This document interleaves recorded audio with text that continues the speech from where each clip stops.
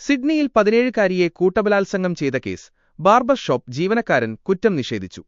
Sydney 6 മണിക്കൂറോളം നീണ്ടുനിന്ന കൂട്ടബലാത്സംഗത്തിനിരയായ കൗമാരക്കാരിയെ ആക്രമിച്ച കേസിൽ താൻ കുറ്റക്കാരനല്ലെന്ന് ബാർബർ ഷോപ്പ് ജീവനക്കാരനായ 19-കാരൻ കോടതിയിൽ. 2024 ഡിസംബർ 15-ന് സൗത്ത് വെസ്റ്റ് സിഡ്നിയിൽ നടന്ന സംഭവത്തിൽ ആദം അബ്ദുൽ ഹമീദ് 19 എന്ന യുവാവാണ് ക്യാമ്പൽ ടൗൺ ലോക്കൽ കോടതിയിൽ കുറ്റം നിഷേധിച്ചത്. സംഭവത്തെക്കുറിച്ച് പോലീസ് പറയുന്നത്, 17-കാരിയായ പെൺകുട്ടിയെ കാറിനുള്ളിൽ വെച്ച് 4 യുവാക്കൾ ചേർന്ന് 6 മണിക്കൂറോളം പീഡിപ്പിച്ചുവെന്നാണ് കേസ്. ലിവർപൂളിലെ ഒരു ഷോപ്പിംഗ് സെന്ററിൽ വെച്ച് ഒരു 16-കാരൻ പെൺകുട്ടിയെ സമീപിച്ച് അടുത്തുള്ള പാർക്കിലേക്ക് ലിഫ്റ്റ് ചോദിച്ചു. പാർക്കിലെത്തിയ ശേഷം ഇയാൾ കാറിൽ നിന്ന് ഇറങ്ങാമെന്നായിരുന്നു ധാരണ.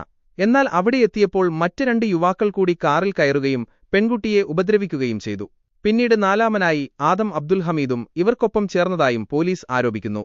ആദം അബ്ദുൽ ഹമീദിനെതിരായ ആരോപണങ്ങൾ: സംഘത്തിലെ ഏക മുതിർന്ന വ്യക്തിയായിരുന്നു ആദം. നിനക്കൊരവസരം വേണോ എന്ന് മറ്റു പ്രതികൾ ചോദിച്ചപ്പോൾ, വേണ്ട, എനിക്ക് കുഴപ്പമില്ല, no I'm all right എന്നിയാൾ മറുപടി നൽകിയതായി പോലീസ് രേഖകളിൽ പറയുന്നു. ഇയാൾ പെൺകുട്ടിയെ ശാരീരികമായി ഉപദ്രവിച്ചില്ലെങ്കിലും പീഡനം തടയാൻ ശ്രമിച്ചില്ലെന്നും പെൺകുട്ടിയുടെ ഫോണിൽ നിന്ന് സ്വന്തം നമ്പറിലേക്ക് മെസ്സേജ് അയച്ചെന്നും പോലീസ് ആരോപിക്കുന്നു. കോടതി നടപടികൾ: ഇയാൾക്കെതിരെ ചുമത്തിയിരുന്ന 5 കുറ്റങ്ങളിൽ 3 എണ്ണം പ്രോസിക്യൂഷൻ പിൻവലിച്ചു. ബാക്കിയുള്ള 2 കുറ്റങ്ങളിൽ താൻ നിരപരാധിയാണെന്നാണ് ആദം കോടതിയിൽ പറഞ്ഞത്.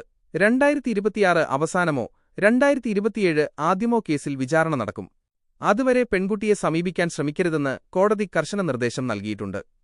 കേസിലെ പ്രധാന പ്രതിയായ 16-കാരനെതിരെ 19 ലൈംഗികാതിക്രമ കുറ്റങ്ങളാണ് ചുമത്തിയിരിക്കുന്നത്.